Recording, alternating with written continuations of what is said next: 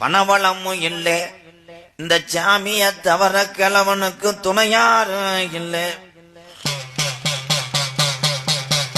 அப்ப 12 வருஷம் பாராமலை இல்லை. இந்த நாடு பஞ்சம் போகுது. அப்ப ஆடு மாடுக்கு இறையில்லாம கிழமை வெளியூர் போய் புழைக்கு அந்த நாளையில்லை. அப்ப கிளவி பிள்ளையெல்லாம் கூட்டி இந்த பஞ்சத்தில எப்படி இந்த மக்க வளர்க்க போறேன், நான் எப்படி இந்த பஞ்சத்தில பிள்ளை வளர்க்க போறேன், கூப்பிடுங்க வாழ வந்தம்மனே.